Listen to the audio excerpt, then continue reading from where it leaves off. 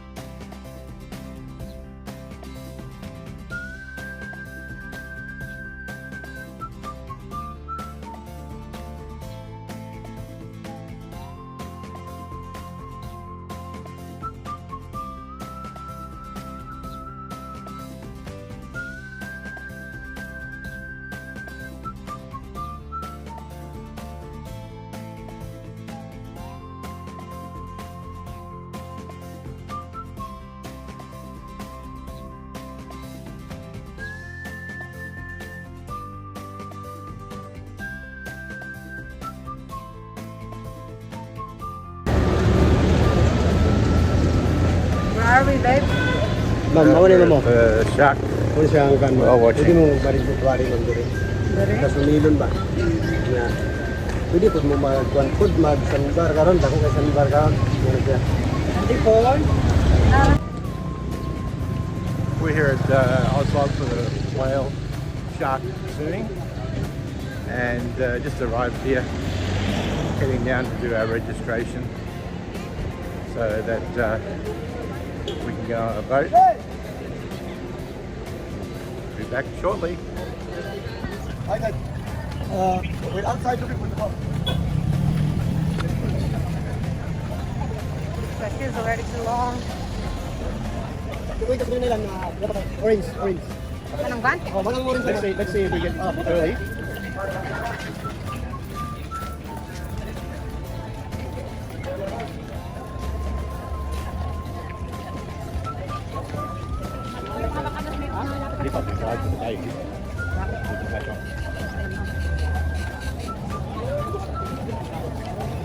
Nagka na kayo tao.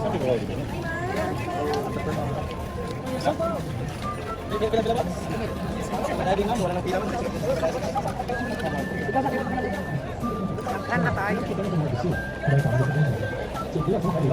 Spring first. Well, good morning. After a 3-hour drive down from Pinawa ko is 120 we are pa po. here at the Oslob at the whale watching centre. It's a nice little street. It's very busy. The process is fairly straightforward, but you need to get here really early. I mean, we thought getting here at 6 o'clock going to be enough time, but we ended up having getting a ticket number 250, which means that we're about a 9 o'clock viewing session. So we arrived at 6. The queues were already long enough. We failed to book online. Apparently there is an online booking system which can let them know when you're arriving, and they'll pre-book it for you. I highly suggest that you do that. They don't market it that well because they try and then sell you a 2-hour package to the island. We're not going on the island today. We just come up here to do the whale sharking and also the the Tumalog Falls. But you know, they then will try and sell you a short 2-hour trip out to St. Island. So here we are. The process is fairly straightforward. You go and register, and locals pay 500 pesos, and foreigners pay 1,000 pesos. That includes your snorkeling fee and also your standing locker fees. There's a whole series of restaurants and another tortillas lined up on the street, and also in this little cul-de-sac road that goes down to the boat ramp. Once you've registered, you then have to go and pay, and once you've paid, you go into a briefing session, and then it's like going to any government office. You just sit down on the chair and wait for your ticket number to get called, and then your group will head out on the boat. So that's where we're going now. We're going to go down to the waiting area. We've had breakfast. Breakfast recommended that you probably go out on the front street and try one of the local tortillas. We ended up getting eggs, tocino, sausages, veggies, rice for about 100 pesos per person, so quite reasonable. And then you've got all your retail shops here. No, thank you. Retail shops that will sell you anything that you need. I'm going to just zoom out a bit. As you can see, this is the road down to the waiting area, and there are shake places, little eateries and sari stores, eateries on both sides. It's a big scuba diving centre, and if we wanted to go scuba diving, we would have had priority, but none of us know how to scuba dive, so that was a miss. Everyone's trying to sell you anything from snorkels, masks, underwater camera gear, and so forth. This is a larger restaurant, coffee shops. It's amazing how Philippines has advanced since I first came here 5 years ago. You couldn't get a proper coffee outside the major chains. Now everyone's set up their own coffee shop, and it's starting to get fairly reasonable, down to 100 pesos as opposed to 200 when I first came here to the Philippines. So this looks like an organised mess, but it's fairly well organised. There's a registration centre in that building there with the brown roof, and there's 3 things you've got to do there: register, pay, and get your ticket verified. And then there are waiting areas. That's a waiting area there. The waiting area has a link to a screen which brings out your number. Public toilets are over there, and also change rooms. Change rooms are designed for obviously getting changed, having a shower, and rinsing off the salt. There's another waiting area over there, so you're basically on a holding pattern waiting for your boat. And your boat will be in groups, or in that particular case there are 5 of us, so we'll probably have to share a boat. Things are all here. There's a police check here. There's a first aid station, even a lactation area for mothers. So they've just called the number W133. We are number 250. So we've got another 120 places to wait. Whether that's 120 boats or whether that's our ticket number for the boat, I don't know, but we're on boat 250. So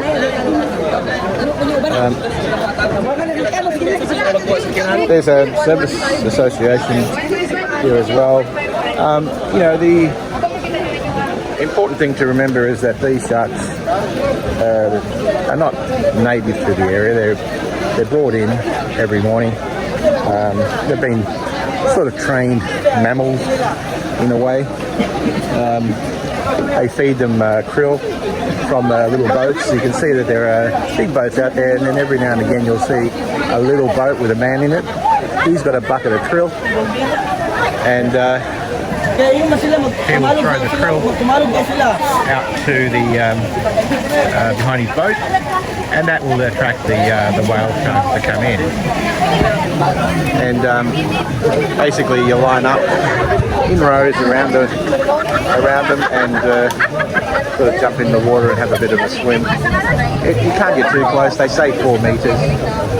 So on the pictures 4 metres is not very far, but you do get a close encounter with them. So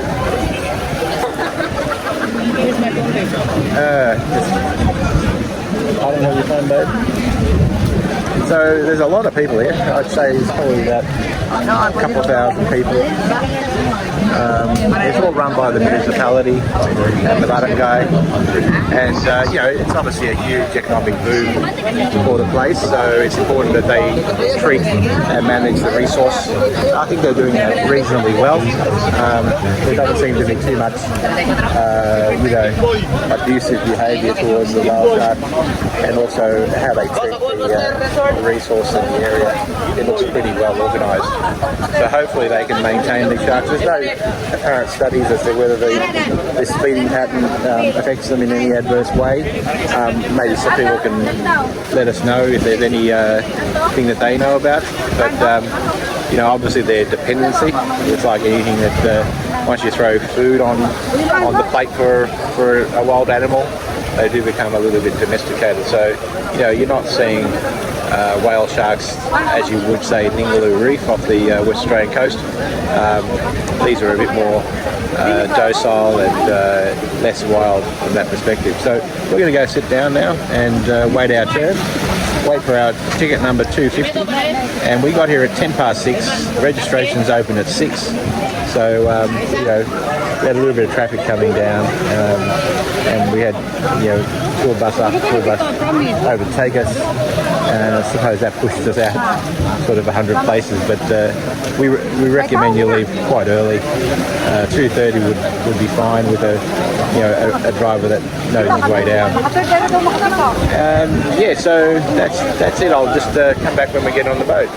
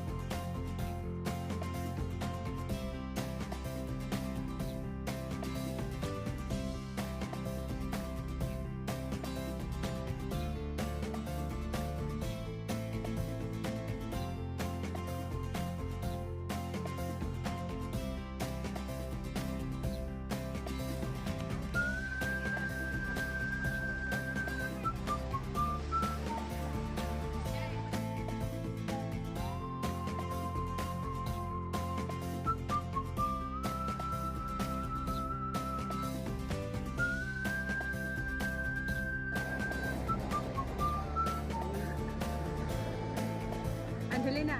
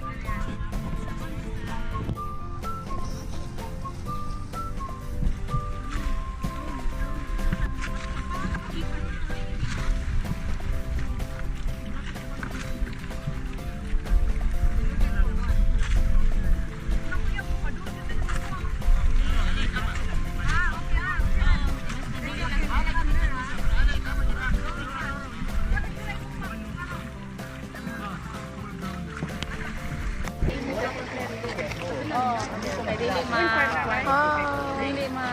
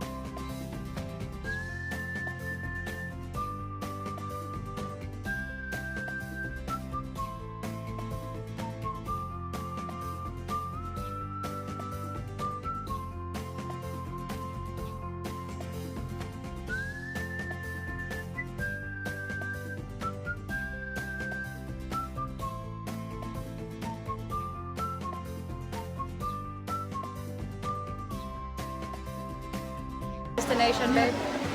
Tumalog Falls. Tumalog Falls.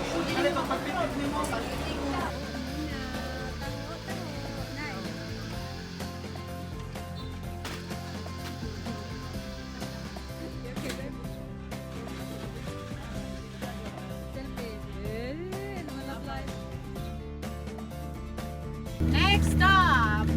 Where, babe? Tony, where? Tumalog Falls. Tumalog. Tumalog, pagkarong ha? Tumalog. Tumalog. So we are at the next stop, Tumalog Falls, and it's in the middle of the jungle. We're driven up by car. This is as far as we get. The rest of it is going to be done by a motorbike, and these young drivers are going to take us up there. So we're going to pay a small fee, and we'll get to swim in some crystal clear water. Nice icy cold, it's just down there. JJ's negotiating with the drivers. Say bye-bye.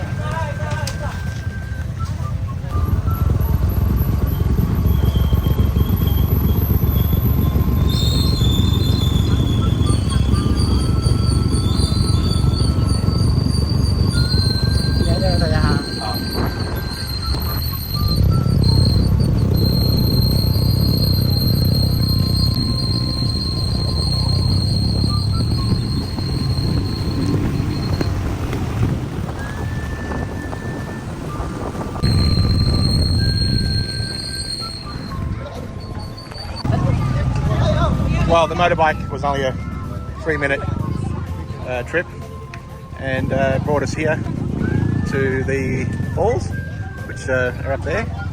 And there's a few pools, but obviously the one up there is the one we're going to go to. People are queuing up for the bike back, so hopefully we can all get in. My wife is JJ is organising the tickets. No, yeah. You got the tickets, babe?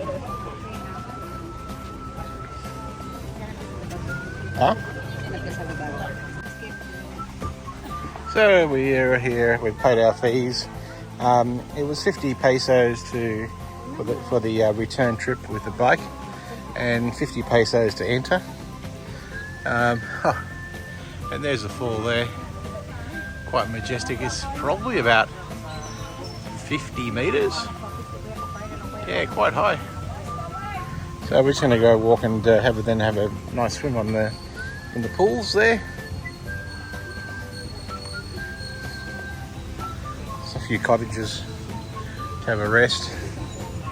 Sort of not mainstream tours from Cebu. It's only if you come down to Oslob you get to do this one. The main one is Kawasan Falls. But they say that this is as good as, if not better, than Kawasan Falls. Certainly a lot easier to get to. I remember Kawasan Falls was a long walk, and this one's sort of majestic. Peace.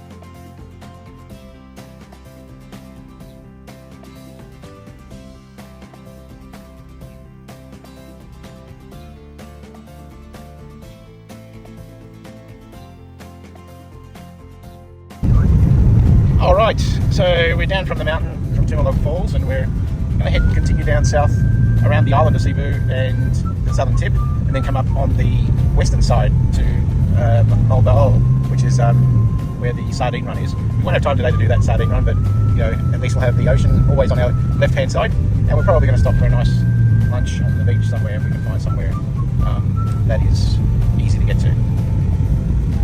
So it's a beautiful day. And the trip I think is about an hour and 50 minutes, so It's only 12 money.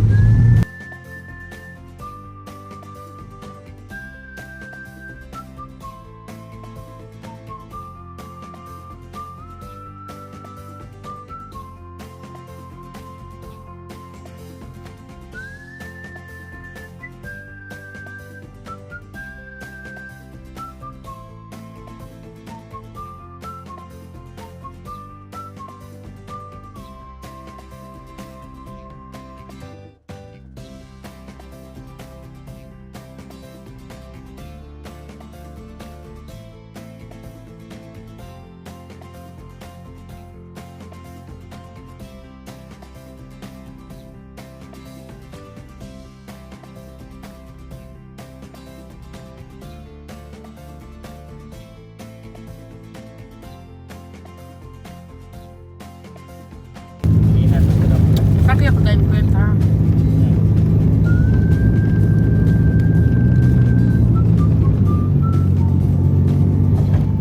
Santander. Santander. Yes. Where are we? Santander? Yes. That's a very famous city in Spain. Oh, look, there's the Negros. Yes, Negras. 20 minutes drive.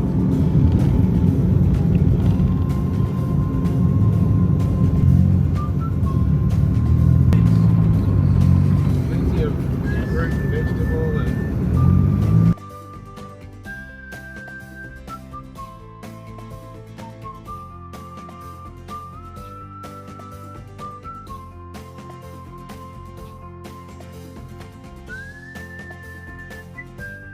Pangguto ng mga laagan.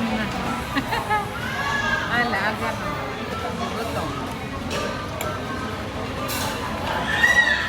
Yan sa mga albuan.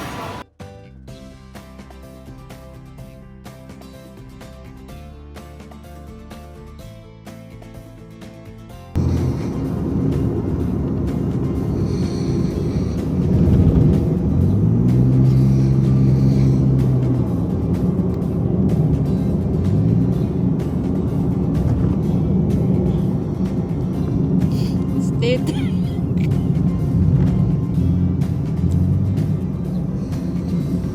Apa nga state ko?